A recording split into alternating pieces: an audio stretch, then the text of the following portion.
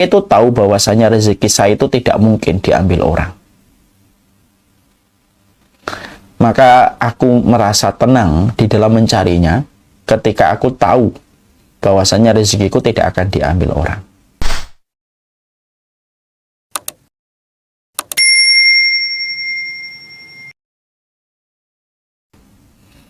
Makanya salah satu di antara perkara yang cukup menenangkan adalah perkataan Hasan al-Basri. Beliau itu mengatakan, alim tu bi anna rizqi la ya'khudahu ghairi fatma'an tu qalbi lahu.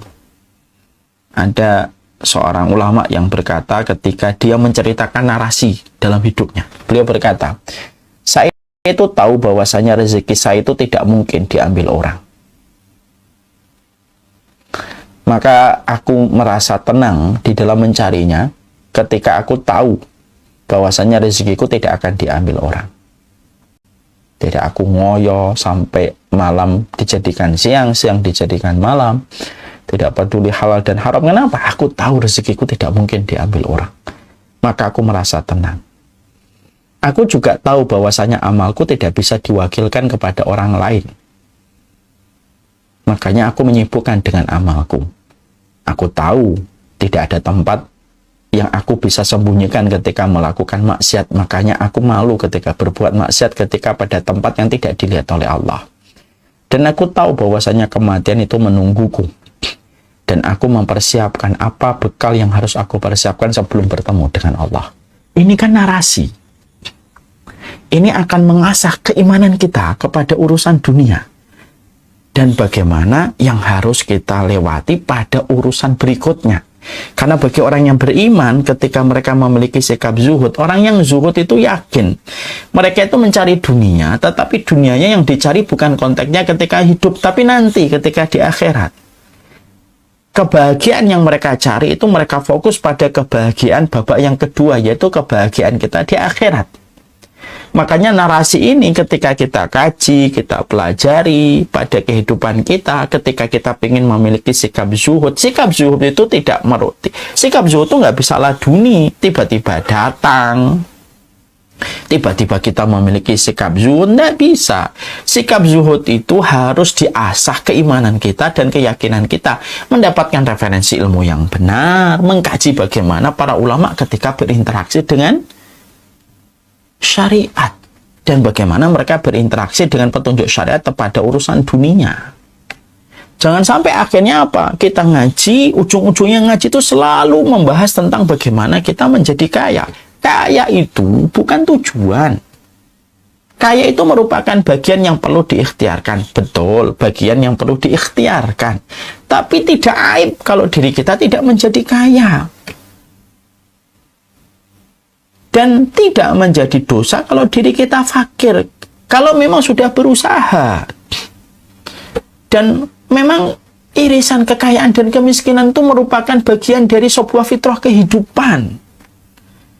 Kalau kita sering menyampaikan bahwasanya seorang muslim itu harus kaya, seorang muslim harus kaya, saya khawatir kalau kalimat ini terlalu melampaui batas, tidak sesuai dengan takaran, anak khawatir bahwasanya akhirnya orang nanti menganggap dirinya itu tidak baik ketika tidak bisa menjadi kaya.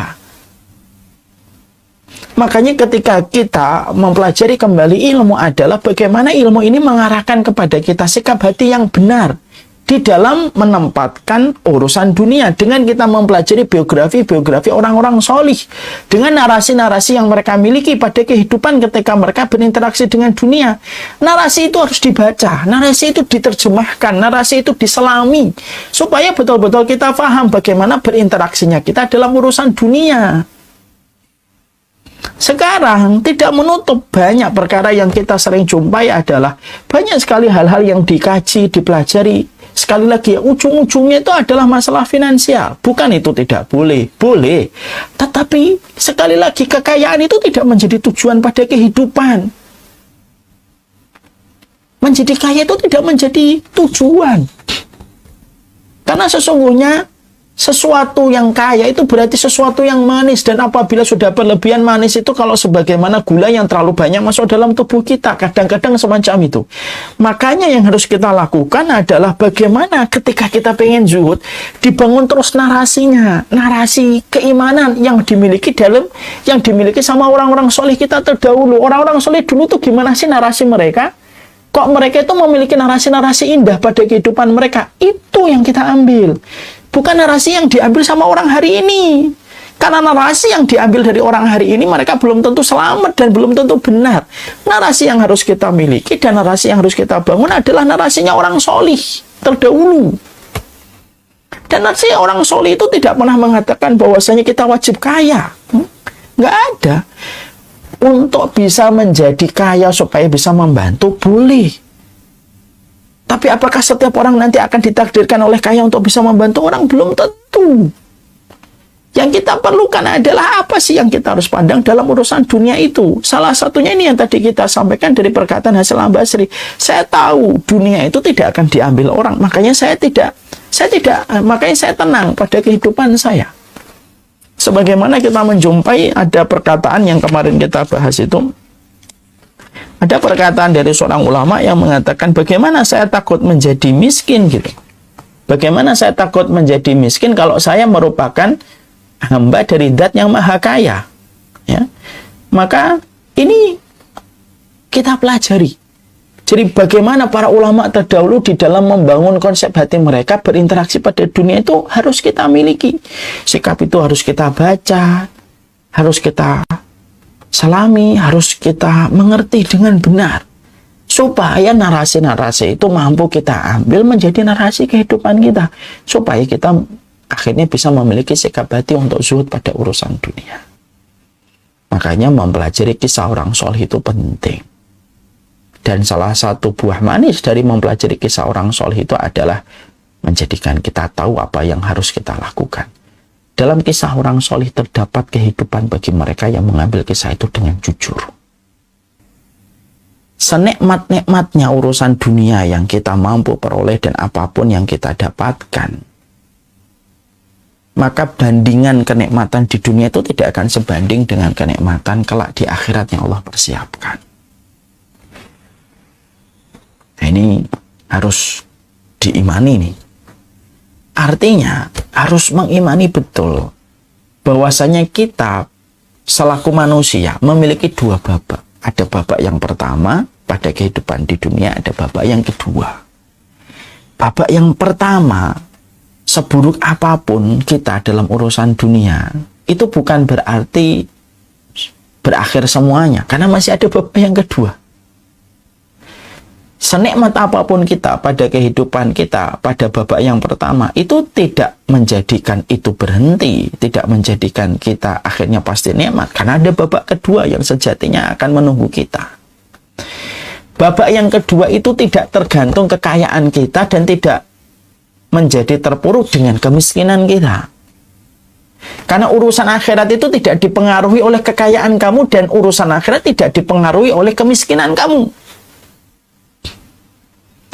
Kalau kita tahu bahwasanya kita menuju kepada babak yang kedua, dan babak yang kedua tidak terpengaruh dengan kekayaan dan kemiskinan kita, karena itu tergantung dengan amalan kita dan bagaimana sikap kita yang kita jalani pada ibadah kita kepada Allah ketika di dunia, maka ketika kita faham babak yang kedua yang menjadi masa depan bagi orang yang beriman tidak terpengaruh dengan kekayaan dan kemiskinan kita di dunia, itu yang menjadikan kita tidak akan mendewa-dewakan dan tidak akan menganggap kemuliaan pada apa yang kita miliki. Kita tidak akan memuliakan itu, tidak mengagung-agungkan itu. Kenapa? Kita tahu kok, kita mengerti kok, urusan akhirat itu tidak tergantung kekayaan dan kemiskinan kita. Jadi yang miskin tidak usah sedih. Bukan berarti kalau kamu miskin berarti akhiratmu menjadi buram. Kalaupun kaya, jauhlah sombong. Karena sesungguhnya kehidupan akhirat itu belum tentu kekayaan yang kamu miliki bisa membawa kebaikan pula dalam kehidupan di akhiratmu. Nah, kalau kita paham bahwasanya kita akan mendatangi hari akhir dan hari akhir tidak terpengaruh dengan kekayaan dan kemiskinan kita, maka kita akan bersahaja dengan apa yang kita miliki, dengan apapun yang kita dapatkan. Terlebih lagi kita juga mendapati dalam beberapa riwayat bahwasanya orang ketika semakin lapang dunianya sebagaimana orang yang berbelanja. Orang kalau semakin banyak dia belanja, semakin banyak dan semakin lama dia menunggu dan menghitung barang-barang itu di depan kasir. Akhirnya kalau orang sudah memiliki sebuah keimanan semacam itu, keimanan itu yang menjadikan kita kalaupun dapat juga tidak sombong dan tidak perlu diperlihatkan apa yang sudah kita miliki. Kalaupun kita luput juga tidak terlalu sedih. Kenapa? Ya memang urusan ke akhirat tidak tergantung sama kekayaan dan kemiskinan kita kok. Makanya Hasan Al-Basri memberikan kepada kita sebuah sikap yang baik. Sikapnya apa Hasan Al-Basri? Kalau kamu menjumpai orang itu, kalau kamu menjumpai seseorang itu melampaui kamu, mengungguli kamu dalam urusan dunia, kalau ada orang yang mengungguli kamu dalam urusan dunia, maka katakanlah sama dirimu, saya akan mengungguli dia dalam urusan akhirat. Itu obat, semacam itu tuh menjadi obat. Karena sikap untuk sembuh dari dunia dengan segala rasa manisnya yang melenakan dan melalaikan itu apa? Harus paham bahwasanya pada dasarnya kita ini memiliki dua babak. Babak yang pertama sebentar, babak yang kedua itulah sejatinya kehidupan kita. Makanya ketika kita mendapati pada urusan dunia, maka kata Hasan Al-Basri untuk menyembuhkan supaya kita tidak ngejar atas nama dunia dengan seluruh pencapaian yang ingin kita dapatkan, dan tidak menstandarkan bahwasanya kalau kamu kaya berarti kamu dikasihi sama Allah, kalau kamu miskin berarti tidak dikasihi oleh Allah. Itu kita harus paham, akhiratmu itu tidak tergantung kekayaan dan kemiskinanmu. Jadi ingat ya, hati-hati. Orang yang dikasih dunia itu bukan berarti dia dikasihi oleh Allah, dan orang yang dikasih kemiskinan bukan berarti dia banyak dosa. Ada orang yang terkadang dikayakan oleh Allah itu apa? Karena dia menjadikan semuanya untuk dunia. Ibadahnya untuk dunia, amal solehnya untuk dunia. Sampai akhirnya Allah berikan kepadanya dunia sesuai dengan niat yang dia miliki. Tapi di akhiratnya dia tidak membawa apapun kecuali tanah. Karena balasan yang karena balasan dari apa yang diharapkan sudah diberikan oleh Allah kepadanya dengan mendapatkan dunia sesuai dengan niat yang dia miliki. Oleh karenanya, karena kita faham urusan akhirat kita tidak sama sekali terpengaruh dengan kekayaan dan kemiskinan kita, ya sudah. Jadi akhirnya kita ini kan tenang, bersahaja. Kita ketika meninggal dunia, kita membawa bekal yang sama, yaitu adalah kain kafan dan 2x1.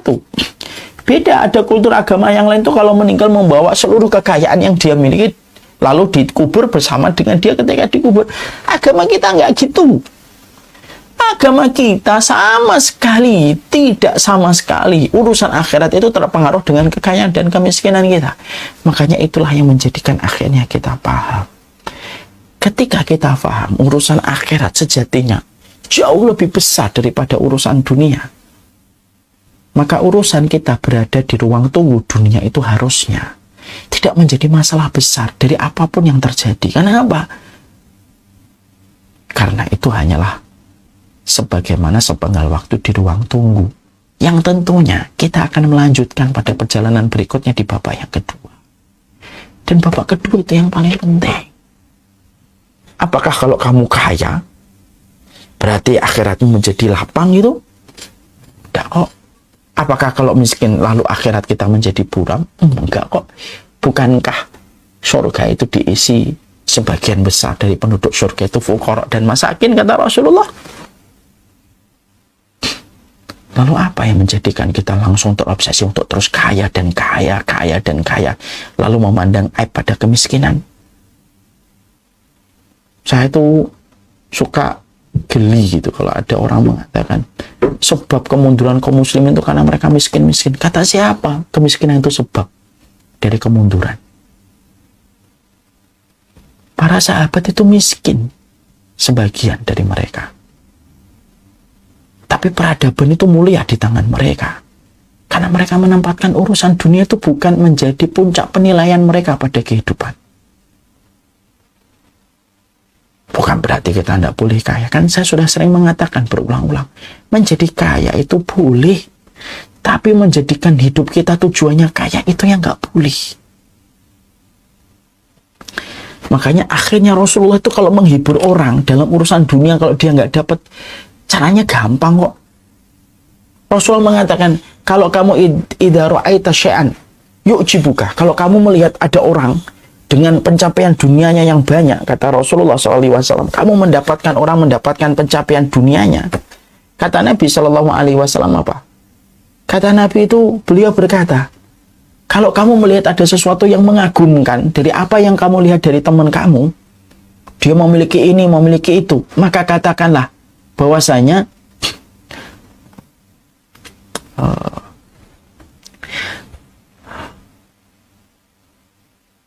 saya lupa itu. Rasulullah SAW itu menyampaikan, jadi kalau ada kita melihat bahwasanya kehidupan dunia itu kita jumpai dari orang, maka katakanlah bahwasanya dunia akhirat itu lebih baik.